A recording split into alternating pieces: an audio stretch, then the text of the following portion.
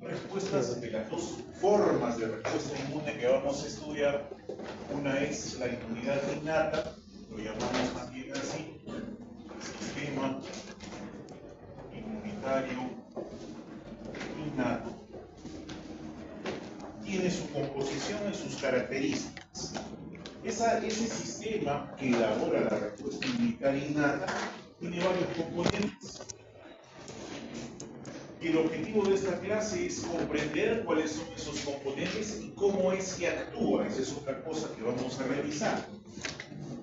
De los componentes van a hablar ustedes, por eso se les ha dado varios temas a desarrollar. Van a hablar de células, van a hablar de tejidos, van a hablar de moléculas, cuando hablen de citoquinas, van a hablar de médula ósea, de timo, de ganglio linfático, de vaso, de mal. Van a hablar de células, neutrófilo, eosinófilo, basófilo, monocito macrófago, mastocito.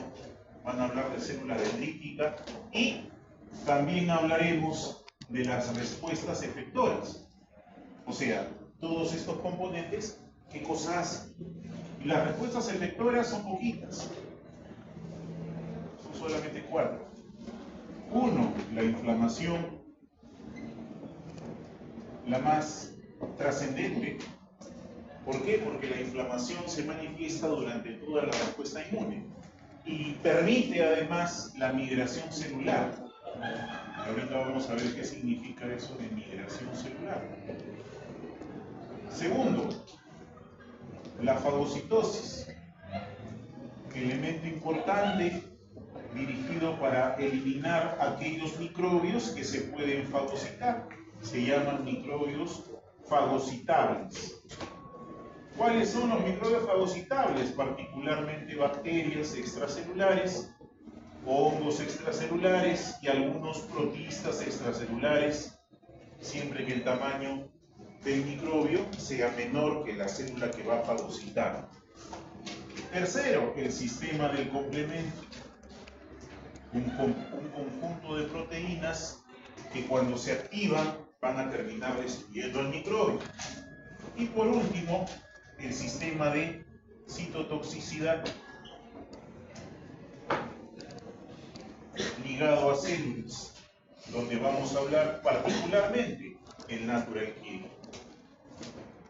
Entonces empezamos con las principales características del sistema inmunitario innato.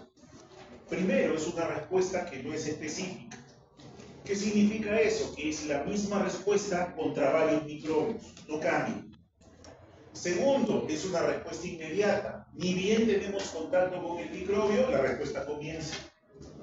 Tercero, es una respuesta que no genera memoria. No hay memoria en la inmunidad innata, no existe la memoria ahí. Y además me permite detectar varios tipos de patógenos, pero, como vamos a ver, a través de un sistema de reconocimiento llamado receptor.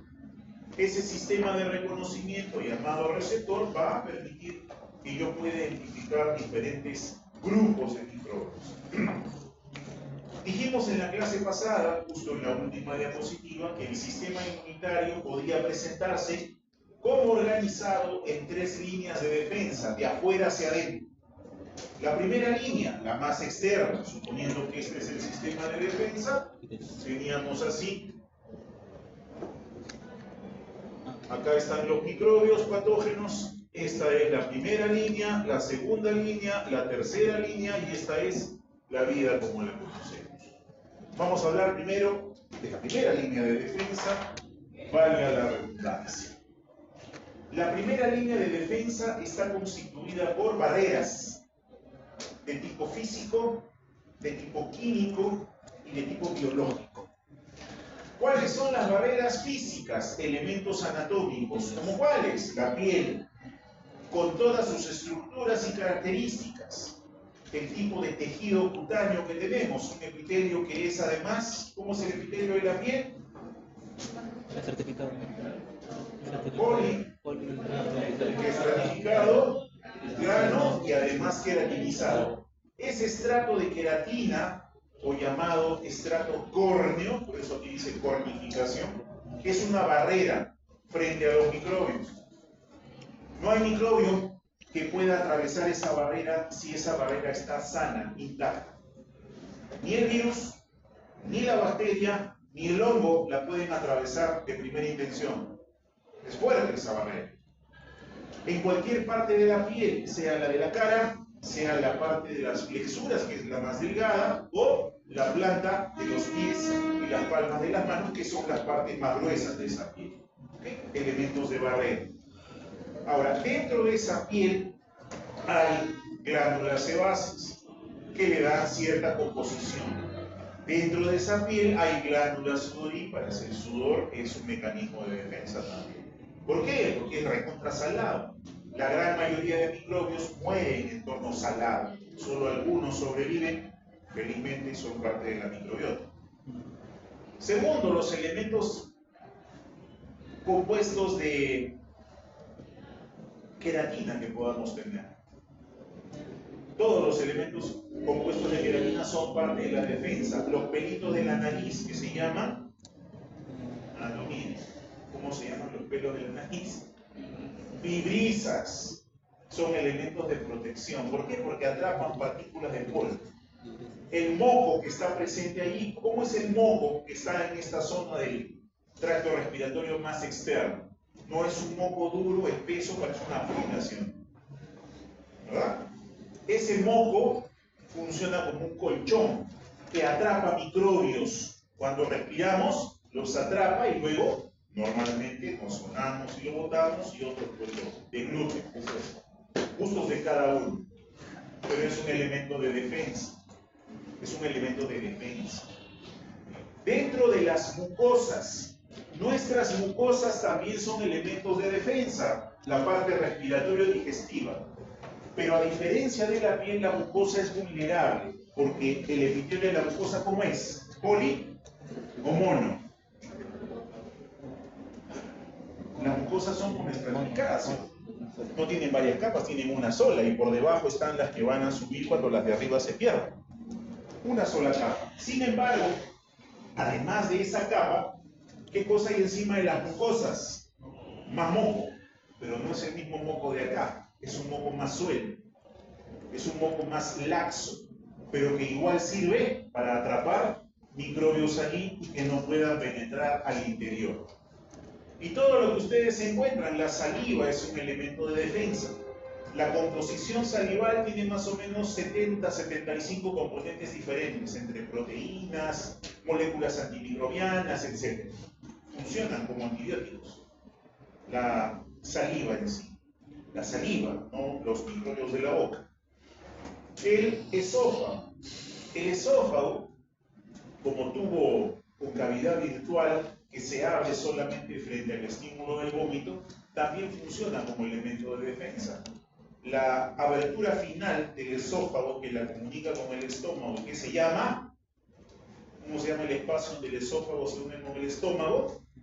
El esfínter se llama cardias. Ese cardias se abre solamente cuando vas a poder vomitar. ¿Y cuándo vomitas? Cuando algo te cayó mal, ¿sí? Cuando te infectaste por algún microbio. Por lo tanto, el vómito también es un mecanismo de defensa, igual que la tos.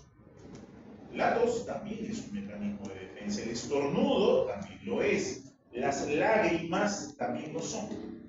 Las lágrimas contienen un elemento que se llama lisocima. Lisocima se escribe con Z la U. Esa lisocima es una estructura enzimática que rompe la pared celular, sobre todo la de los gram positivos. Cuando están vertiendo lágrimas, están liberando también componentes con esa lisocima.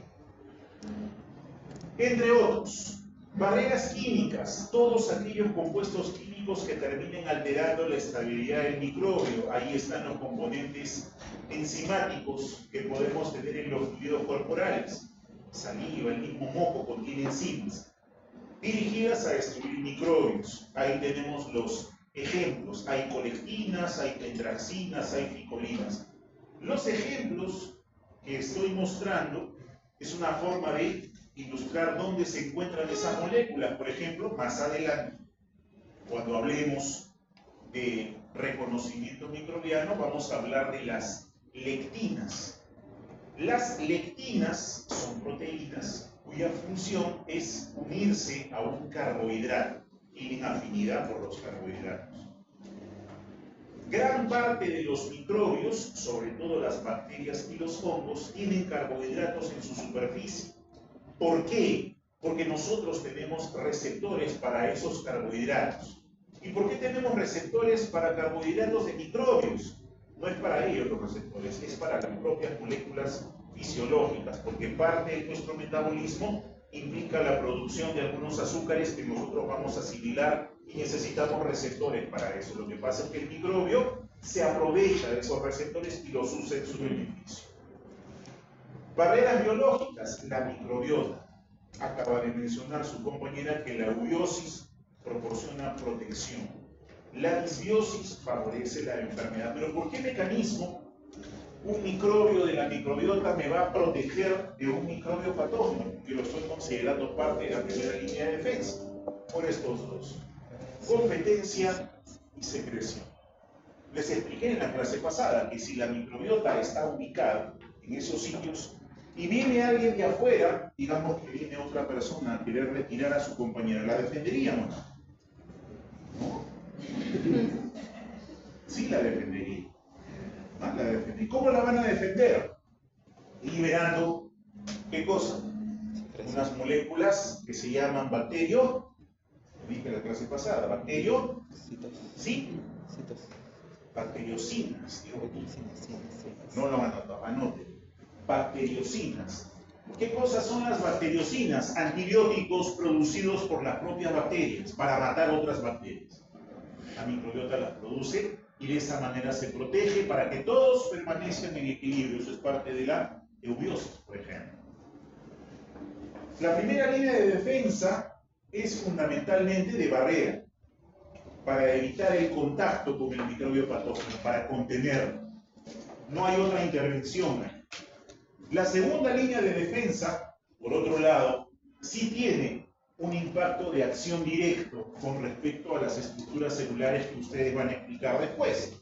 Porque esa línea de defensa, la segunda, es la que va a encargarse de atrapar al microbio cuando la primera línea no haya funcionado.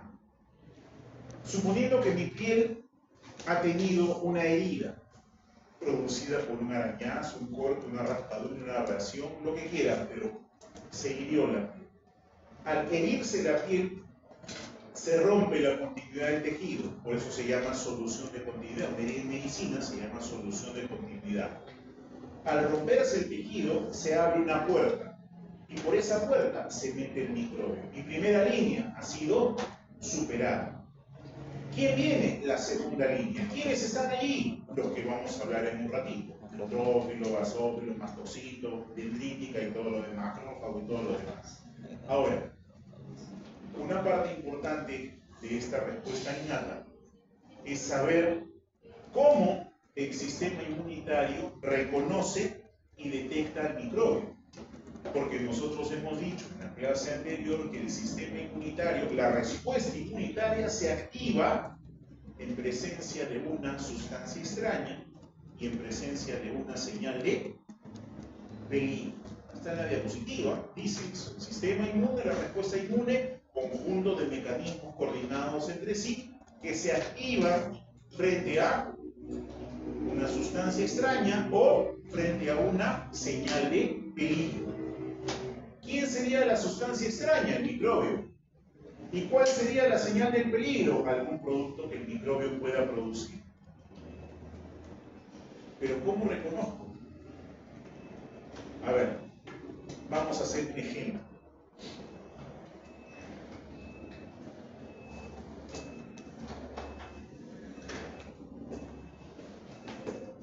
Si tú viajas a otro lugar donde tienes familia, en cualquier lugar tienes familia en esos primos, primas, y vas a ese sitio, ¿cómo reconoces? Van al terminal, ves un montón de gente, ¿cómo reconoces a tu familiar que ha ido a recoger?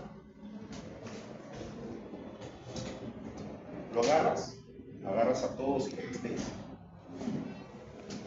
¿Escuchas su voz? Probablemente, es grita. Pero lo primero, lo observas. Lo miras, como lo conoces, él es pipí.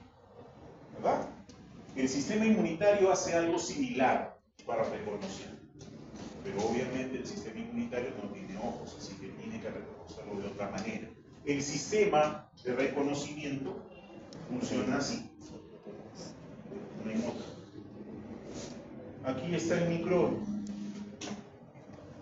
¿Ok? Con sus partes. Y aquí está el sistema inmunitario. Innato, porque el adaptativo es diferente. ¿Qué cosa hay aquí para reconocer al sistema inmune y al microbio? El microbio tiene sus partes, ya ustedes la han visto, ya su compañera les ha explicado de las bacterias, de los hongos y demás. Perfecto. ¿Cómo reconoce el sistema inmunitario a un microbio? Lo reconoce a través de esto que vemos aquí. Uno se llama PAM y el otro se llama TAM. ¿Qué cosas son los PAMs entonces? Moléculas estructurales comunes al microbio. ¿Qué cosa es eso? Esto es un PAM. Esto es un PAM. Esto es un PAM y así por el estilo. ¿Ok? Si a este microbio le llamamos bacteria, ¿cuáles serían sus PAMs? El lipopolisacárido, si es una gran negativa. El ácido lipoteicoico, si es una gran positiva. El ácido teicoico, si es una gran positiva, y así por el estilo. ¿Alguien quiere hablar? ¿Ustedes, creo? ¿Conmigo? A ver.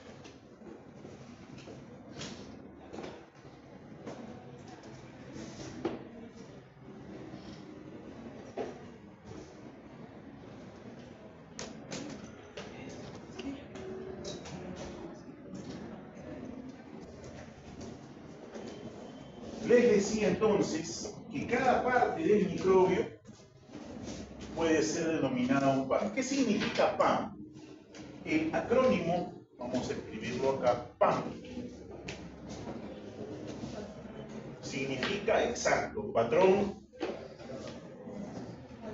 molecular, ¿qué más? Asociado a patógeno. ¿Ok? ¿Qué cosa es eso entonces? Lipopolisacárido es un PAM, lipoteicoico es un PAM, teicoico es un PAM, proteína F y cualquier parte del microbio es un patógeno. En la carpeta vacía. Oye, ya. Ahora, ¿por qué el sistema inmunitario innato tendría que reconocer al microbio por una molécula como esta? ¿Por qué por una molécula común? ¿Por qué no por una molécula en particular de un microbio? Porque es más fácil reconocer a un lipopolisacárido que a otra proteína. Así es. Porque de esa manera se ahorran receptores. ¿Qué característica hemos dicho que tiene el sistema inmune innato? ¿Que es específico o que no es específico? Perfecto. Como no es específico, va a reconocernos por esos patrones moleculares. Suponiendo que uno de nosotros fuese un microbio, un patrón molecular podría ser una ceja. Otro patrón molecular, otra ceja. Otro patrón molecular, una pestaña o una uña o un pelito por aquí. Cada partecita vendría a ser un patrón. ¿Y por qué es importante eso? Porque si el sistema inmunitario innato se dedicase a reconocer con especificidad un microbio, se demoraría mucho tiempo. Entonces, ¿qué es más fácil? Reconocer características en común. Reconozco ácido lipoteicoico, eso es de bacteria gram positiva, esa es una bacteria gram positiva.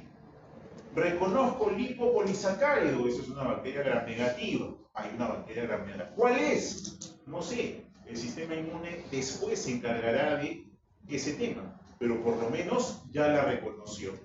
¿Y por qué necesita reconocerla? Porque si no, no la va a poder atacar. Si no reconoces, ¿cómo te vas a encargar de atacar a ese microbio? Dicho sea de paso, la función del sistema inmunitario en microbiología es detectar al microbio y eliminar. Detectar al microbio y destruir. Detectar al microbio y matar. Eso es lo que busca el sistema inmune. Entonces reconoce. Ahora, ¿con qué lo reconoce? Aquí están los PAMs. ¿Con qué se reconocen los PAMs? Con otras estructuras que se llaman PRR. ¿Qué significa eso? Receptor de reconocimiento de patrón. Tú tienes ojos para mirar a tu familiar y reconocer sus características. El sistema inmunitario tiene PRRs para reconocer las características del microbio. Dicho de otra manera, ¿con qué reconoce el sistema inmunitario innato a los microbios? Con receptores de reconocimiento de patrón. ¿Qué cosa es un patrón? Moléculas en común. Moléculas en común. En el caso de los DAMs, estas son moléculas asociadas a daño, como ven ahí. El DAM significa patrón molecular asociado a daño, que no necesariamente tiene que ver con el microbio, porque el daño se puede producir por una enfermedad autoinmune, se puede producir por cáncer, se puede producir por una enfermedad metabólica. Igual el sistema inmune interviene. Ejemplo, deben haber escuchado de la arteriosclerosis, ¿verdad? ¿No me han escuchado de la arteriosclerosis nunca? Sí. ¿Qué cosa será eso?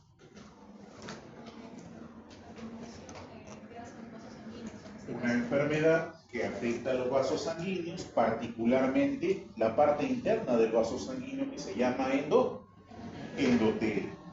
¿Cómo se afecta? Partículas de colesterol, en otras palabras, el colesterol LDL, el colesterol malo, se deposita en ese endotelio. ¿Qué causa? Inflamación. ¿Y quién acude allí? Las células del sistema inmunitario. ¿Cómo reconocen a esa partícula de LDL colesterol? Con sus PRRs. ¿Y qué vendría a ser entonces la partícula de colesterol? Una partícula asociada a daño. ¿Ve? En el mundo microbiano existen varios tipos de PAMs y también existen varios tipos de receptores. Cuando hablamos de PAMs microbianos y los agrupamos, es como decir que en vez de detectar cada una de mis cejas como una molécula microbiana, detecto algo que se comparte entre microbios. Vuelvo al ejemplo en grande. Si ustedes fuesen microbios, suponiendo que son bacterias todos, ¿qué podría ser un PAM? Los anteojos. Entonces, mi sistema inmune tendría un receptor PRR para reconocer anteojos. Con un solo receptor puedo reconocer varios al mismo tiempo. Otro ejemplo, un PAM podría ser aquellos que usan zapatos, no zapatillas, sino zapatos. Puedo reconocer a varios con el mismo PAM. Eso es reconocimiento inespecífico. ¿Por qué? Porque estoy reconociendo una característica compartida. En la inmunidad adaptativa, que es la otra parte de la respuesta, eso es completamente diferente, es mucho más específico. En la inmunidad adaptativa ya no voy a reconocer el anteojo, sino una parte del anteojo que le pertenece solamente a esa persona y no a la otra. Entonces entenderán que necesitaré mayor cantidad de receptores. Si yo necesito detectar 20 PAMs, bueno, 20 receptores son suficientes. Pero si necesito detectar 50 millones de características, vamos a necesitar 50 millones de receptores. Y me quedo corto porque la cantidad real es 10 a la 9. En realidad es 10 a la 11. ¿Cuánto es 10 a la 11? 100.000 millones. ¿Cuántos receptores tiene la inmunidad innata? 990 y algo, casi 1000. 10 a la 3. ¿Cuántos receptores tiene la inmunidad adaptativa, que es específico? 100.000 millones. Esa es la diferencia entre reconocer un patrón y reconocer algo que es específico. Aquí un poco más detallada. Este es el sistema innato y este es el adaptativo. Este es el microbio. Microbio 1, microbio 2, microbio 3. 3 microbios diferentes. Persona 1, persona 2, persona 3. Son 3 personas distintas, no son trillizos, son diferentes. ¿Cómo los reconoce el sistema innato? Ahí están los PAMs. Cuadradito plomo, cuadradito plomo, cuadradito plomo. Moléculas compartidas. ¿Con qué los reconoce? Con esto que está aquí. ¿Cómo se llama esto que está aquí? PRR. Con este receptor puedo reconocer a este. Con el mismo receptor puedo reconocer a este. Con el mismo receptor a este. Ahorro receptores. En el sistema adaptativo es diferente. ¿Por qué? Así. Patógeno 1, patógeno 2, patógeno 3. Ya no hablamos, cuando hablemos del sistema adaptativo en la siguiente clase, ya no vamos a hablar de PAMs, vamos a hablar de antígeno. ¿Qué cosa es el antígeno? Una parte específica del microbio.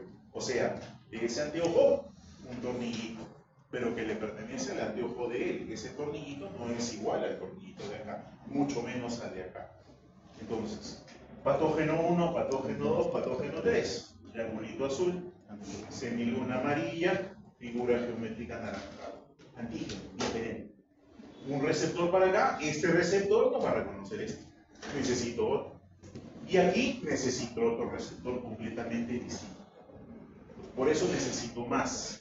En este caso veremos que esos receptores los tienen los linfocitos particularmente. Ahora, regresando a la respuesta inmunitaria innata, esos receptores de reconocimiento PRR son todos los que ven aquí. Son receptores que vienen ya en nuestro ADN, ya están codificados en el genoma y simplemente los expresamos de manera natural, de manera constitutiva. Siempre los tenemos listos. Como los tenemos siempre listos, esa respuesta es inmediata de reconocimiento. ¿Dónde los encontramos? ¿Dónde están los receptores de reconocimiento? Se encuentran ubicados en algunas células del sistema inmunitario. ¿Cuáles? El monocito macrófago, el neutrófilo, la célula, el basófilo o el mastocito, la célula epitelial, la célula endotelial, el natural killer, o sea, aquellas células que me van a defender son las que van a reconocer al microbio. ¿Y en qué parte de esas células están estos receptores de reconocimiento? Pueden estar en la superficie de la célula, o sea, en la membrana celular. Pueden estar en la superficie de las vesículas, por ejemplo, en el endosoma.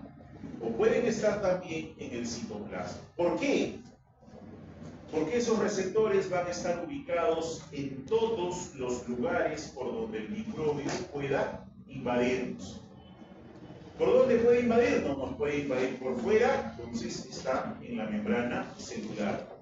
Microbios como los virus que se meten dentro de la célula, receptores citoplasmáticos.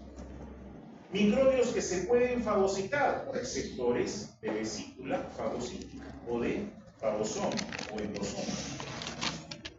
Ahora, cada uno de esos receptores se agrupa en estos 4 grupitos. Los TLR, los NLR, los CLR y los ERR. ¿Cuáles son los más comunes y los de los que nos tenemos que acordar? De los TLR. ¿Por qué? Porque esos son receptores de señalización. El resto también lo son, pero más importantes son los TLR. ¿Qué significa TLR? Receptores de tipo TOL, porque se descubrieron en asociación a una especie de mosca, la Drosophila melanogaster, y de ahí la llamaron así, receptores TOL. ¿Dónde están los receptores TOL? Fundamentalmente están en la membrana citoplasmática de mis células del sistema inmunitario. ¿Qué reconocen? Pueden reconocer lipoproteínas, por ejemplo, el lipopolisacárido de las bacterias, el ácido lipoteicoico también lo pueden reconocer. Hay 10 tipos diferentes de TLR, o sea, TLR1, TLR2, TLR hasta 10.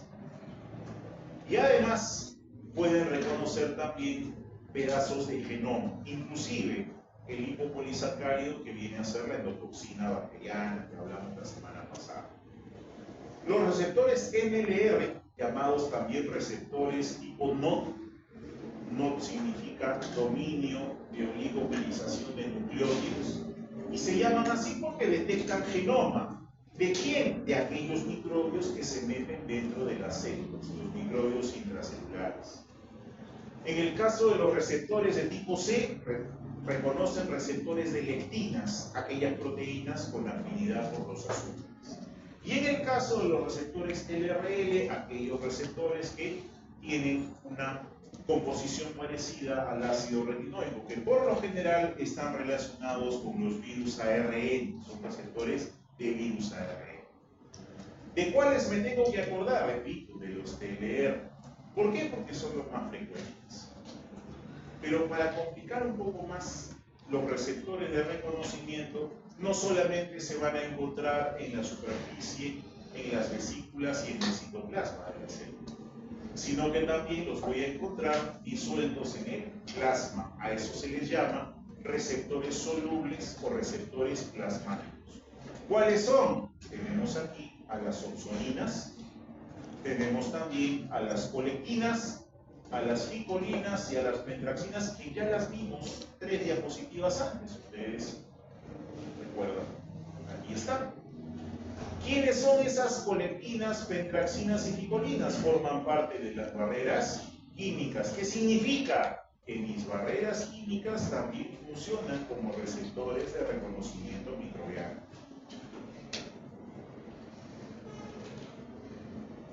Receptores celulares que median la endocitosis. Nuevamente allí vamos a encontrar a los receptores de lectina y otros más. Y los receptores de señalización, donde nuevamente vamos a ver a los de tipo TOL. Y aquí me detengo. ¿Por qué? Porque es necesario entender qué va a pasar con mi célula inmunitaria una vez que yo reconozca un microbio. Cuando la célula del sistema inmunitario reconoce a un microbio, no es que lo reconoce y se queda ahí, o reconoce y lo saluda. Lo que va a hacer es cambiar para luego poder atacar. Entonces, esos receptores de señalización les sirven para reconocer, y a través de esos receptores de señalización que están en la membrana, van a transmitir señales ¿a dónde? El núcleo de la célula. Entonces, dentro del núcleo de la célula van a ocurrir cambios. ¿Y esos cambios qué van a hacer? Que se expresen algunas proteínas o que la célula cambie su conformación. Finalmente, esa célula queda lista para atacar a ese microbio. Esa es la función de los receptores celulares, sobre todo los de señalización. Si no, no habría forma que se pueda destruir a los microbios. Si yo solamente los reconozco y luego los dejo ir, ¿cuál es el chiste de la respuesta? Yo lo reconozco, me activo, que son receptores de activación, y finalmente destruyo. ¿Cómo voy a destruir? Ya lo vamos a ver en detalle con cada una de las células. ¿Cuáles células participan entonces? Participan prácticamente todas las células que están presentes en la sangre, a excepción de los hematíes, que no son células porque no tienen núcleo, y a excepción de las plaquetas, que tampoco son células porque son fragmentos celulares procedentes de la desintegración de una célula que se llamaba megacariocito. El resto, o sea, los glóbulos blancos, todos forman parte de la respuesta inmunitaria. Esos glóbulos blancos o leucocitos se originan a través de un proceso que se llama hematopoiesis. Alguien nos hablará de la hematopoiesis. Y durante esa hematopoiesis, al darse origen a estas células, vamos a distinguir a dos grandes familias. Las células hematopoyéticas y la hematopoiesis en sí proceden de una sola célula, que se llama célula madre pluripotente. Esa célula madre pluripotente puede autopreservarse, o sea, se puede dividir para seguir siendo célula madre pluripotente o puede diferenciarse. Se divide en dos células hijas y esas células hijas son más especializadas. Ahí es donde surge el concepto de familia mieloide y familia linfoide. La familia mieloide dará origen, aquí está, stem cell mieloide, a todas las que están aquí.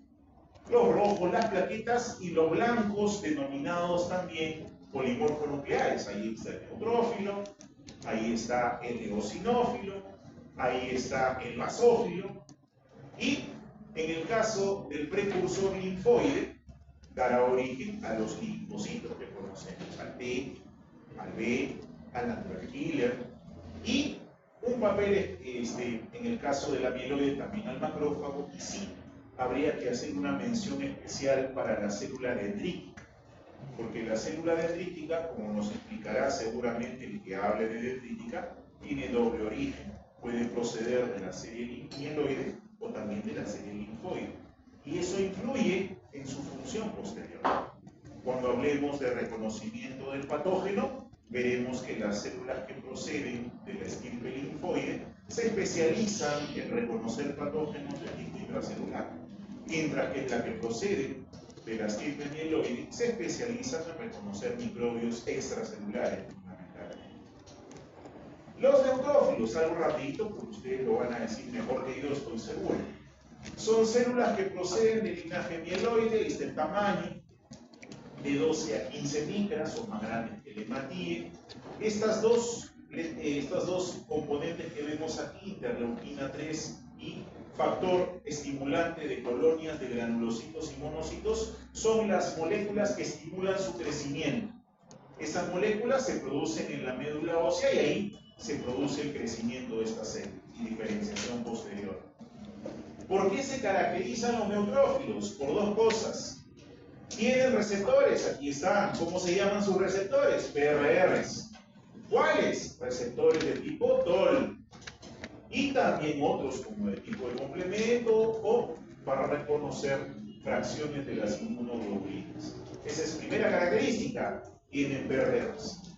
Segunda característica, tienen gránulos. ¿Y esos gránulos qué producen? Enzimas. ¿Para qué? Para destruir al microbio.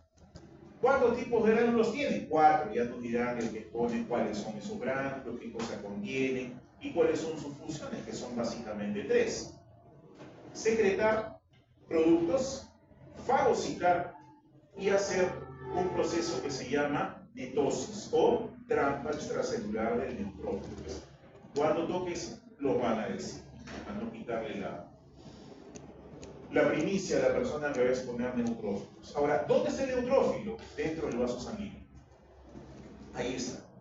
Circula en el vaso sanguíneo. De hecho, es la célula más abundante. De los glóbulos blancos que tenemos, el que más abunda, con un casi 70%, son neutrófilos.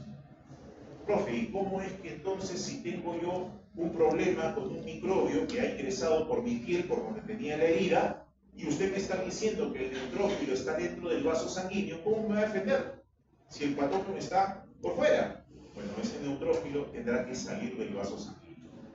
¿Cómo va a salir? A través de un proceso donde tiene que ver la inflamación. Porque la inflamación además lo que va a ocasionar es que se incremente la permeabilidad vascular.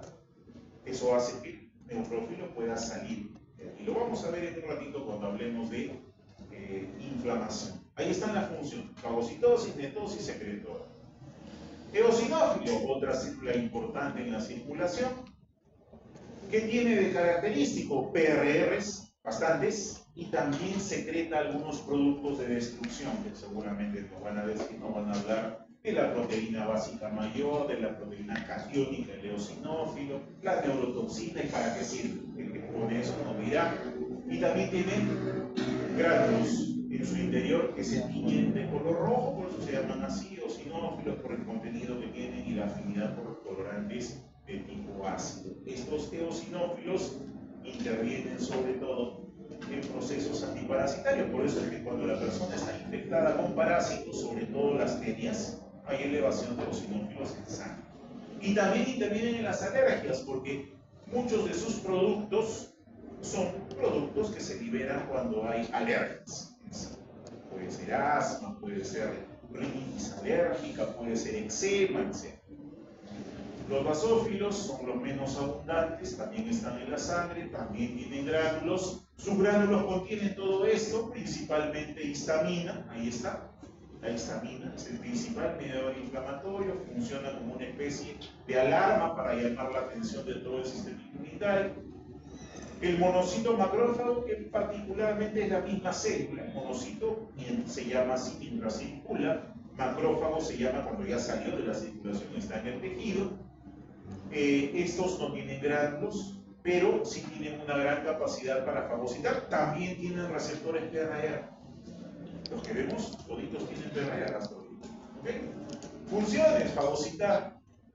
Fundamentalmente, el macrófago tiene una particularidad en su activación. Se activa de dos maneras, se llama activación dual.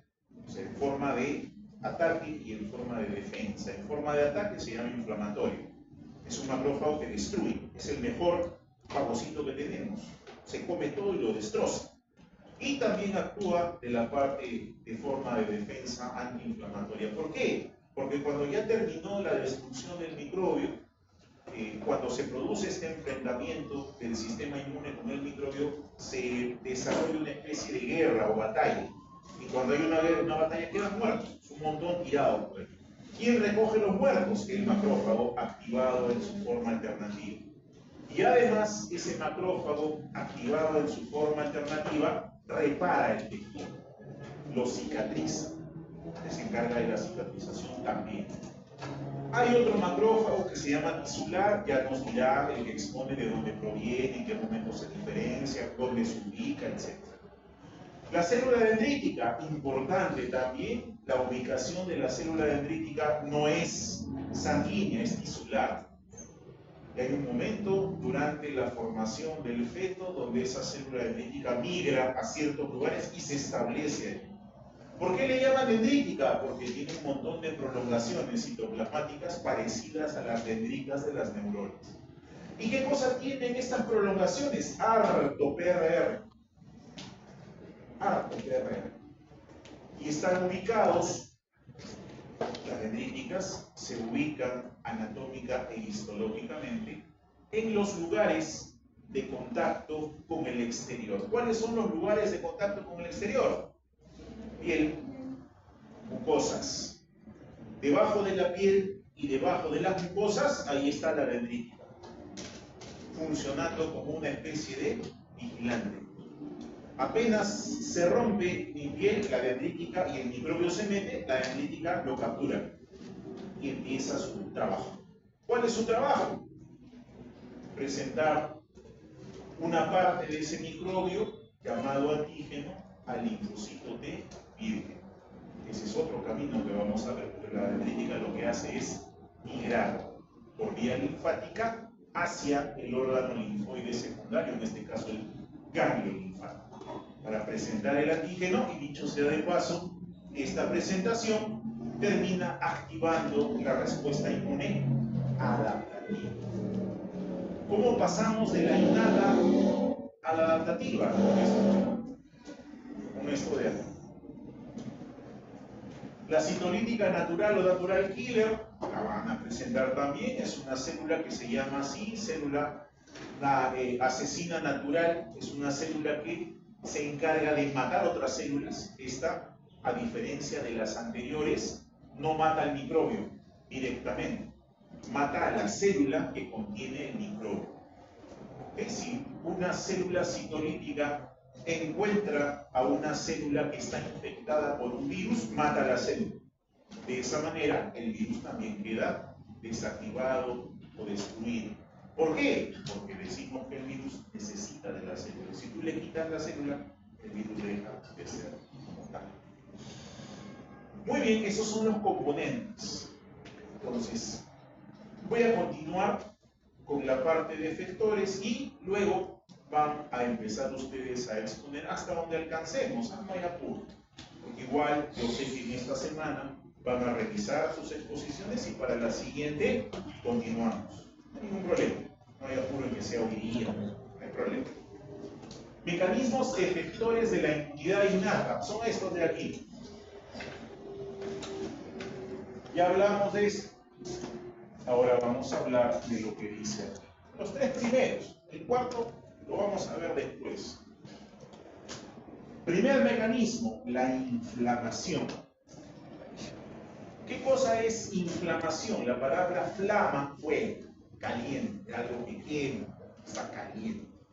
Efectivamente, cuando hablamos de inflamación, no podemos dejar de referirnos a los 4 signos cardinales de la inflamación. Alguna vez se habrán golpeado pie, una mano, de repente sacando un clavo, jugando pelota, los habrán pateado, etc. Y esa zona que fue golpeada se habrá puesto roja, se habrá hinchado y les habrá dolido. Eso es inflamación.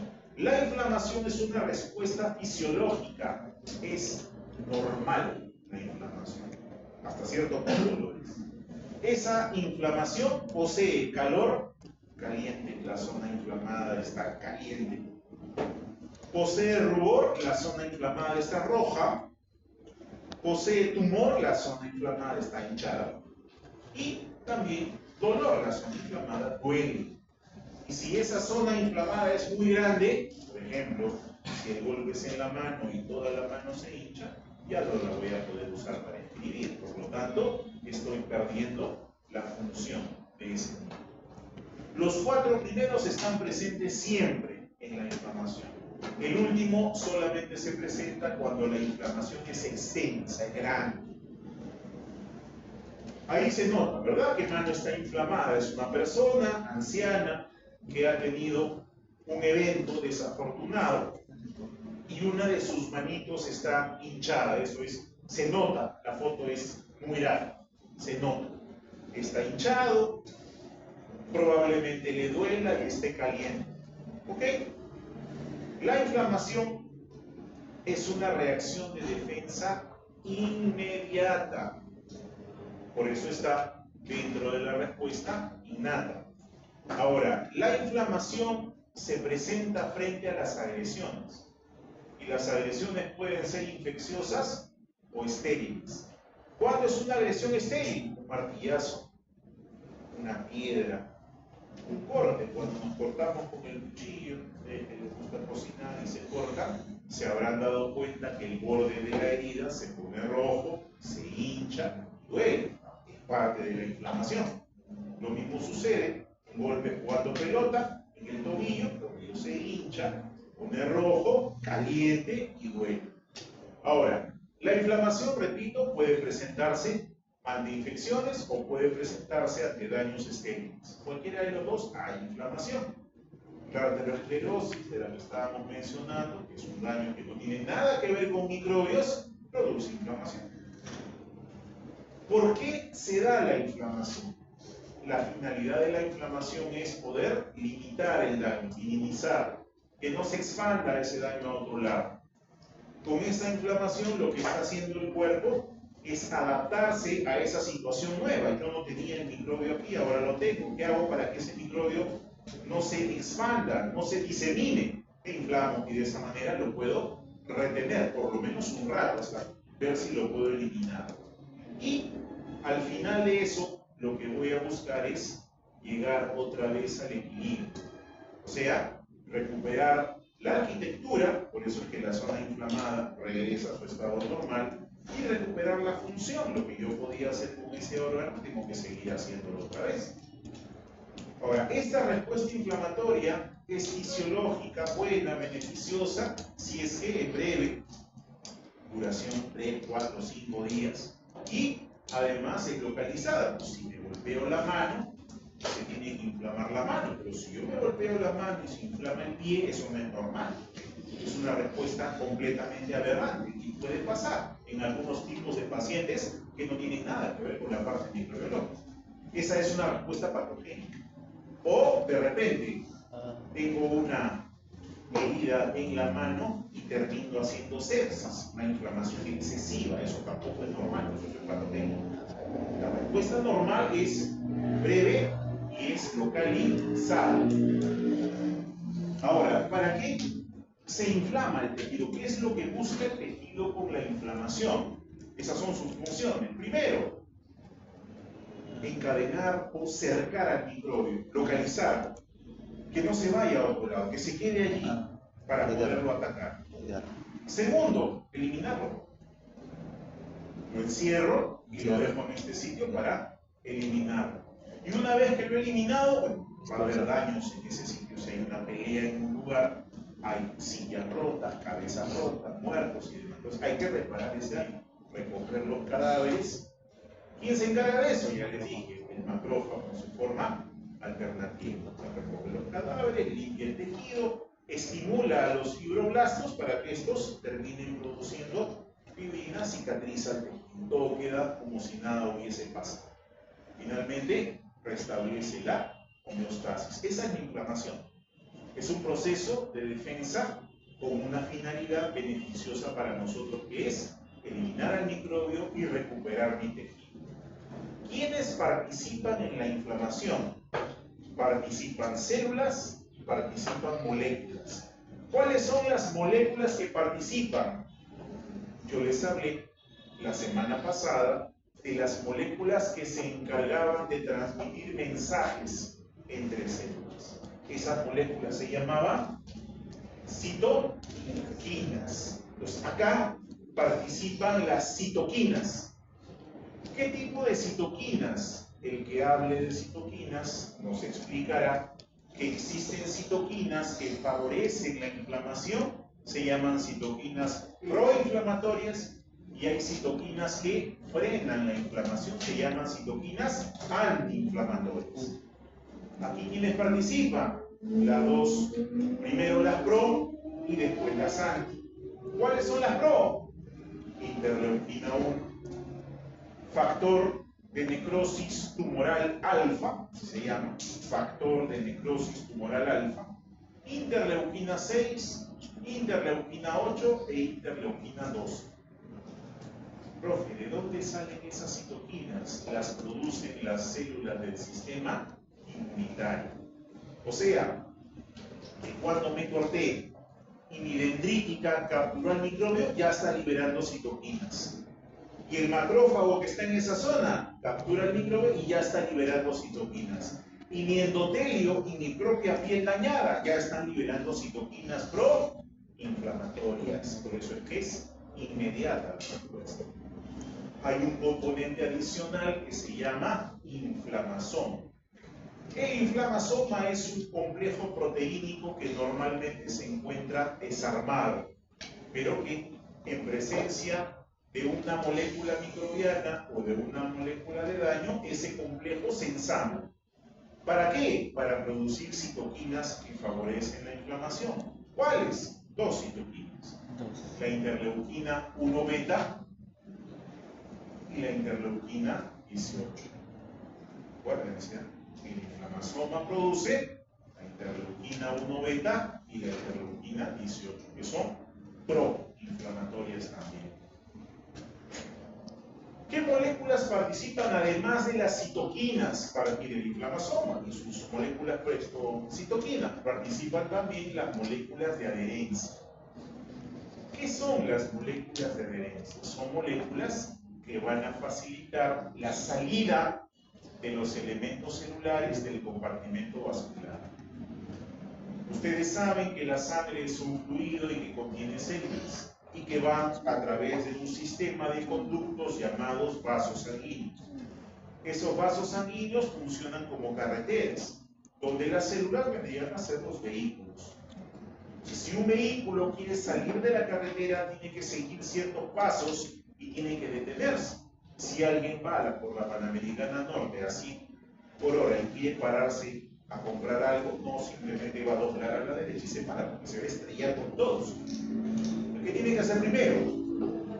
Bajas la velocidad, prendes tu lucecita hasta que te detienes. Lo mismo hacen las células.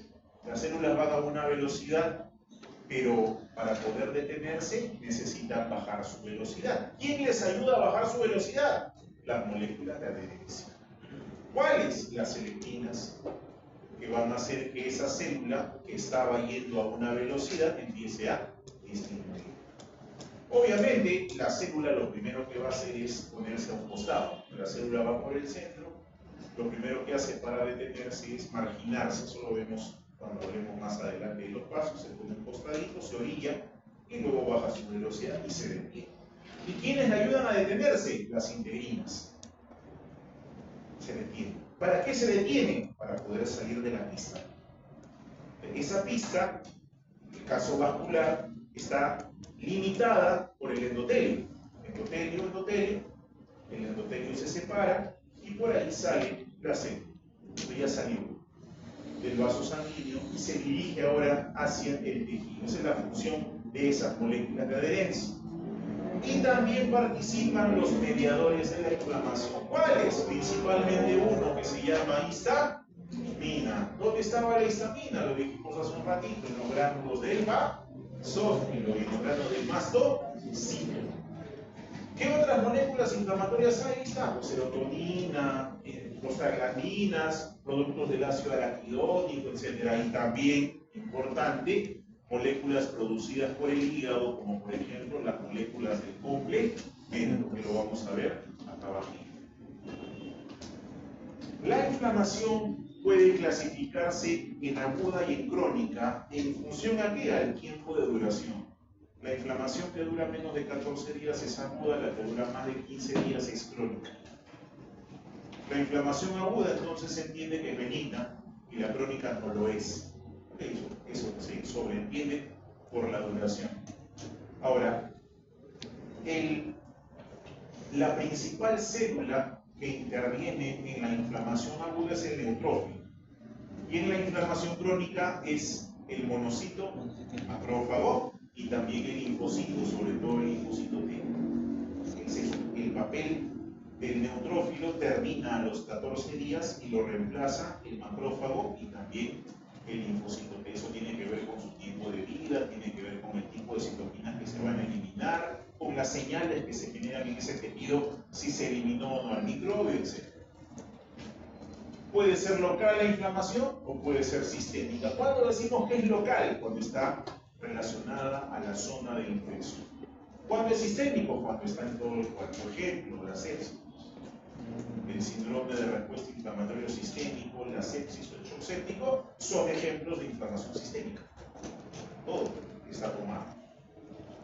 Ahora, ¿cuáles son las etapas aquí para entenderlo mejor? Aquí está el neutrófilo, el leucocito, dentro del vaso sanguíneo. Aquí está el endotelio. ¿Por dónde está viajando el leucocito? Generalmente por el centro del vaso sanguíneo. ¿Y por qué tendría que detenerse el leucocito? ¿Qué es lo que hace que un neutrófilo se detenga y salga del vaso sanguíneo, específicamente en la zona que yo me corté? Porque podría salir en el pie o por mi oreja. ¿Por qué justamente aquí, si esto va a circular? La respuesta es por quimiotaxis. ¿Por qué? Porque ese tejido inflamado empieza a liberar citoquinas quimiotácticas, como por ejemplo interleuquina 8. La interleuquina 8 es una citoquina quimiotáctica que atrae. Es como si preparasen parrilla y el olor lo llevas igualito. Funciona la interleuquina 8. Las células del sistema inmune tienen receptores para esas interleuquinas, por lo tanto, se dirigen hacia la fuente de producción. ¿Cuál es? La herida. Hacia ahí se van a dirigir. ¿Y qué va a pasar ahí? Lo primero que va a pasar es que el leucocito va a bajar su velocidad, se va a marginar y luego se van a expresar las moléculas de adherencia, se va a detener y finalmente va a salir del vaso sanguíneo hacia el tejido. Eso es lo que va a pasar. Una vez que salga ese neutrófilo, se encontrará con el microbio, lo detectará con sus PRRs y una vez que lo detecte, de repente lo fagocita y lo destruye. Ese es el camino que sigue la respuesta en la inflamación. Ahora podemos resumirlo en eso. La inflamación aguda. Cuando se produce el daño en el tejido, lo primero que sucede es una constricción de arteriolas, obviamente para evitar pérdida de sangre si la lesión abarcase vasos sanguíneos. Por reflejo, se contrae para parar el sangrado. Eso dura algunos segundos.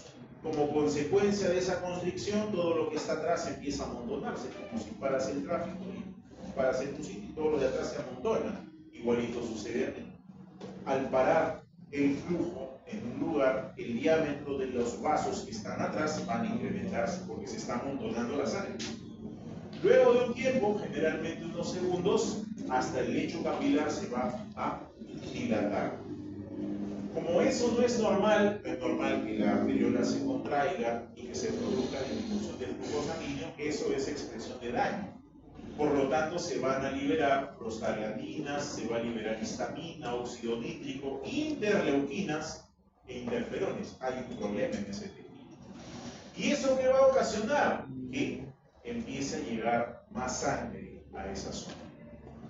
Llega más sangre, al llegar más sangre hay más metabolismo, si hay más metabolismo hay más calor, si hay más calor la temperatura se eleva, por eso es que la zona inflamada está más caliente. Al aumentar la temperatura y aumentar además el flujo de sangre, la sangre ¿qué color tienen los hematíes? Rojo, por lo tanto esa zona se pone más roja todavía, rubor. Al aumentar la permeabilidad, se imaginarán ustedes que si este espacio entre endotelio y endotelio se separa y sale una célula, no solamente se escapará por la célula, el agua también se va a salir. Es más fácil que se salga el agua, de hecho se sale. Por eso es que aparece el tumor, se hincha. La hinchazón se debe a la salida de fluido del intravascular al extravascular, la hinchada. Finalmente, toda esa hinchazón y las citoquinas que están en ese ambiente estimulan a los filetes nerviosos sensitivos y se produce el dolor. Así se explica por qué la inflamación termina produciendo esos cuadros ilícitos. Si ese aumento de volumen y ese dolor son severos, grandes, entonces ya se limita la función, ya no se puede utilizar esa extremidad o esa parte del cuerpo. Esta inflamación interviene en el proceso mediante el cual la célula, que aquí se llama presentadora de antígeno, que puede ser la célula dendrítica, termina presentándole a este microbio, ¿quién? Al linfocito, para dar paso a la inmunidad adaptativa. Segundo mecanismo, la fagocitosis. La fagocitosis es un mecanismo bastante rudimentario, les expliqué en la clase pasada que hasta las amebas lo tienen para defenderse, capturan y digieren, y nuestras células llamadas fagocitos también lo hacen, reconocen, capturan y digieren. ¿Para qué? Para poder eliminar aquello que se considera un elemento nocivo, dañino, o sea, microbios. Aquellos microbios que son fagocitables. ¿Qué cosas se puede fagocitar en los microbios? Los que son extracelulares, como por ejemplo las bacterias y los hongos, fundamentalmente. Ahora, esa fagocitosis también funciona como un enlace entre la respuesta innata y la respuesta adaptativa, porque una parte intermedia se llama presentación antigénica. La fagocitosis funciona cuando una célula, ahí está, reconoce al microbio lo captura, lo internaliza, forma el fagosoma.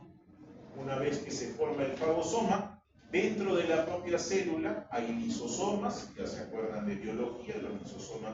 ¿Qué cosa eran los lisosomas? Aquellas organelas que contenían enzimas digestivas. Pues esas organelas se desplazan por los microtúbulos del citoesqueleto hasta encontrarse con el fagosoma. Como el fagosoma tiene pH ácido, al fusionarse en las membranas, se forma el fagolisosoma y esas enzimas digestivas a pH ácido se activan. ¿Y qué hacen? Le caen encima al microbio, como se ve aquí, y lo terminan partiendo en varios pedacitos.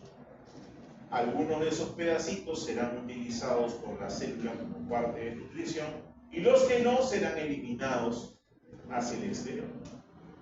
Eso es fagocitosis, eso es destrucción microbiana. Pero que va a conducir obviamente a la muerte del patógeno, lo que se busca es eso. Pero hay una parte, retrocedo hasta aquí, de la fagocitosis donde no se destruye por completo todo el microbio, sino que se preserva una parte de ese microbio, la parte más representativa de ese microbio, la parte más específica de ese microbio, que es la que va a terminar presentándose, aquí, es la que va a terminar presentándose al linfocito T. De allí que la inmunidad adaptativa termine siendo específica, porque repito, lo que voy a presentar es una partecita en particular de un microbio. Ahora, con respecto a ese procesamiento, lo vamos a ver en la siguiente clase con detalle, porque vamos a hablar de cómo se procesa el antígeno o el microbio procedente de afuera de la célula, por ejemplo, una bacteria, un hongo, y cómo se procesa y se presenta aquel antígeno que ya está metido en la célula, por ejemplo, un virus. Son mecanismos diferentes. A alguien le ha tocado la vía de tipo endocítica y a otra persona le ha tocado la vía citosólica. Entonces nos hablará qué sucede, esos pasos en cada cosa y a qué termina presentándose esa secuencia o péptido antígeno. Finalmente, el complemento. El complemento se llama complemento o sistema del complemento. Es un grupo de proteínas entre 20 y 30, en su mayoría fabricadas por el hígado como elementos inactivos y que salen a la circulación. Y cuando toman contacto con el microbio, se activan en cascada, es decir, se activa una parte, se activa la otra y esta sucesivamente la otra en forma de cascada. Ese complemento tiene actividad bactericida, por lo tanto funciona principalmente contra bacterias. Ese complemento puede depositarse en las membranas celulares, bacterianas fundamentalmente, y esa activación va a dar origen a 3 desenlaces. El complemento, bueno, aquí hay unas características, normalmente está inactivo, se activa y se amplifica en forma de cascada, etc. Tiene vida media corta, hay un montón de funciones que les he puesto aquí, pero yo necesito que recuerden solamente 3 funciones. De todas las que les he puesto son un montón. Solamente necesito que recuerden 3 funciones del complemento. 3 nada más. 3. De las 20 y tantas, que 3, solo 3, esas 3 no van a preguntar nada más. Número 1, generación de mediadores inflamatorios. Aquel que nos hable del complemento nos explicará cuáles son esos mediadores inflamatorios. Segundo, generación de elementos que funcionan como opsoninas o marcadores. Y tercero, un complejo llamado complejo de ataque de membrana. Ese complejo de ataque de membrana termina formando un poro en la superficie del microbio, perforando su membrana celular, por lo tanto, alterando su estabilidad osmótica y causándole la muerte. Es así como este complemento puede matar bacterias. Le hace un hueco a la membrana y la mata. Adicionalmente, produce mediadores inflamatorios que también se llaman anafilotoxinas, y produce moléculas de opsonización. ¿Qué cosa es la opsonización? Un fenómeno inmunológico mediante el cual ocurre un marcaje. ¿Okay? El sistema inmunitario puede reconocer al microbio, naturalmente lo puede hacer, pero lo reconoce mejor, más rápido y más eficiente si le añadimos una molécula más. Es como cuando quieren comer, no sé, papas fritas. Si le echan mayonesa, comen más rápido, igualitos. La mayonesa vendría a ser la opsonina y la papa frita el microbio. Igualito en el sistema inmunitario. ¿Ya? Aquellos que quieren comer ensalada, vinagre. ¿Las anafilotoxinas son parte del sistema complemento? ¿O es que algún microbio? Las anafilotoxinas son parte del sistema del complemento y se generan al momento de que se fractura esos componentes del complemento. Particularmente dos, lo adelantamos entonces, el C3A y el C5A. Esas dos funcionan como anafilotoxinas. ¿De dónde parten? Del C3, que es parte del complemento, del C5, que es parte del complemento. Solo que cuando se activa en cascada, ese C3 se escinde, se parte en dos, C3A, C3B. El C5 también se parte en dos, C5A, C5B. Las partes A funcionan como anafilotoxinas, las partes B funcionan como opsoninas. Eso es todo.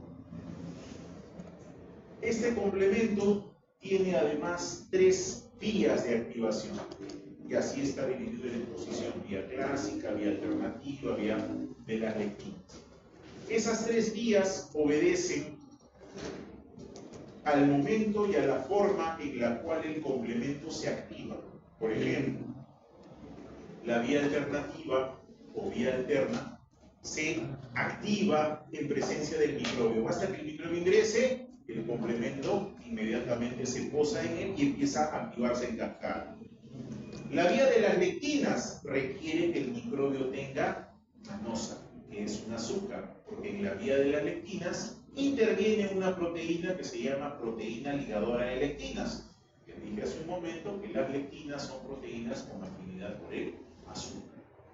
Y la vía clásica, que se va a activar en presencia de anticuerpos. Esta se activa de manera posterior, porque para que haya anticuerpos tiene que haber respuesta adaptativa primero.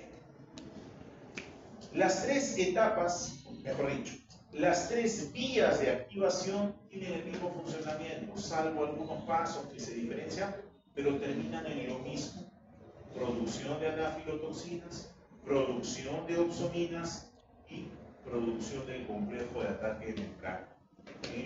Las tres terminan en lo mismo. La cuestión es la activación, obviamente. Aquí están las tres con sus anafilotoxinas y sus funciones principales. Muy bien. Como ya se habrán dado cuenta, el contenido de información es enorme.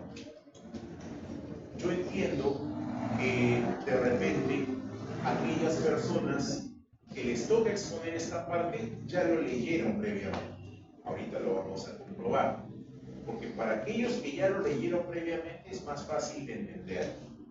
Aquellos que no lo han leído para nada, no se preocupen, que con las exposiciones vamos a repasar lo mismo que hemos dicho, solo que ya con las palabras y aportaciones de ustedes. ¿Ok? Empezamos. Empezamos la siguiente.